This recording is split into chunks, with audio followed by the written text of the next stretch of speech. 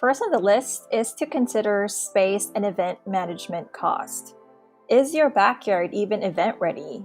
Meaning there are things that you might want to consider and look at your backyard and think for yourself.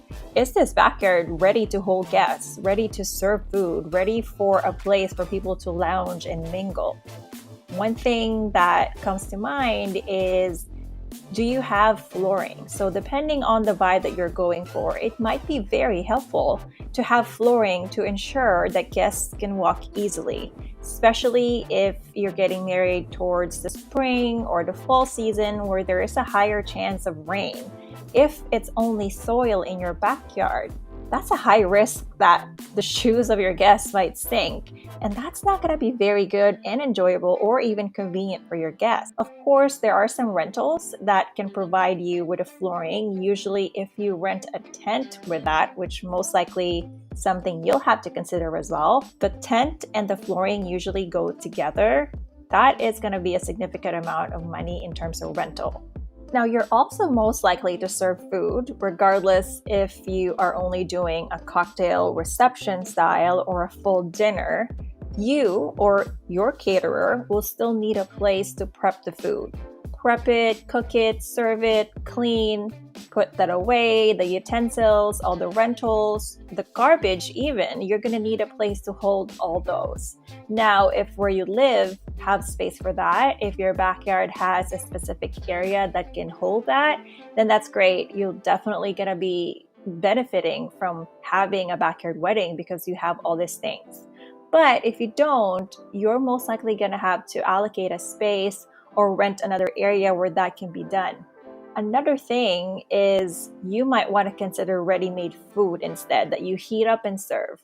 If that's something that you're okay with, then that's absolutely fine. But if you want fresh food that's served, that's cooked at the very moment, that's going to require a prep area.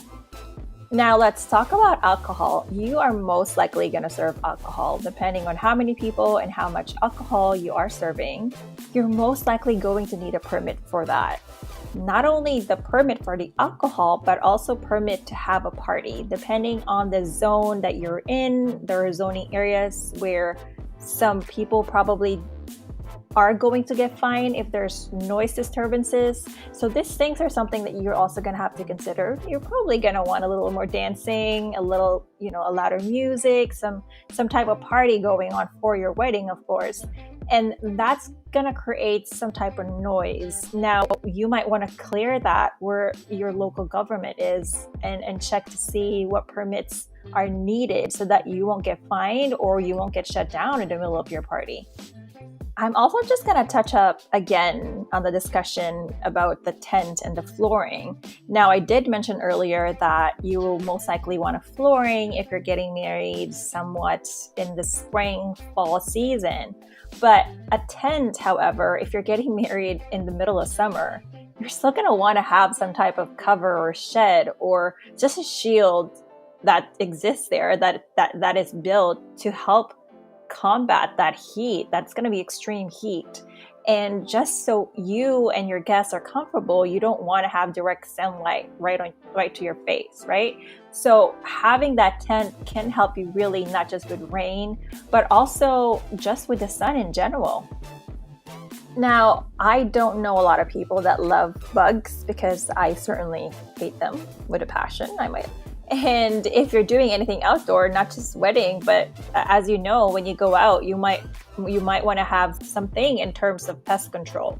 Regardless of how that looks like, maybe for you, you can use citronella candles that can double as decor and line them up around your table or around the backyard just to make sure that you fight off some bugs, because people are going to be eating, people are going to be mingling, they're going to be opening their mouth, and the last thing that they want is to have a bug flying in.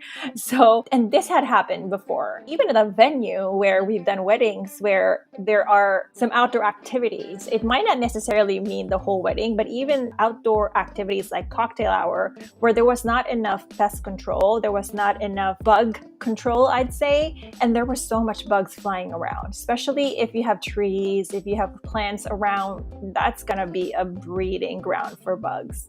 And so having that pest control will help not just your guests, but especially for you. I mean, do you really want to be itching and scratching right underneath that beautiful wedding dress because a bug kind of flew in, right? Like, we want to avoid those things. So having pest control in place, however that looks like for you, again, those citronella candles, you can use those. Even those little things that you can hang that's supposed to fight off bugs, that's also a good option.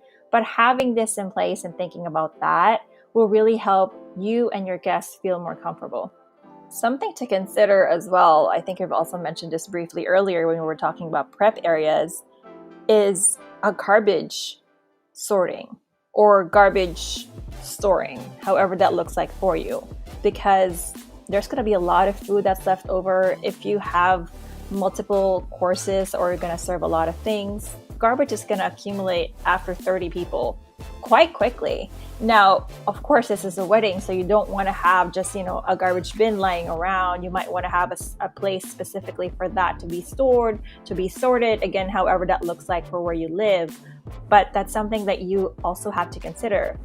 Another thing on top of that is, if you're getting married, say, for example, on a Saturday, and you have this, garbage accumulated from the wedding, and garbage day is not till Wednesday, that means all those garbage is going to be in your backyard, in your house, again, however that looks like for you. Now, if you're okay with that, then sure. But if you can make other arrangements in where you can toss those things out, then I think that'll be better. Now, we just went over the first thing, which is space and event management costs, and that covered basically what we just discussed. And if you look at those things, that already add up so much, like thousands and thousands of dollars, just those things alone. Now, we are still going through the next points that you're going to consider, but we just wanted to point out that those things are real costs that can add up easily. So even for the first point, it seems like a backyard wedding is not that cheap after all.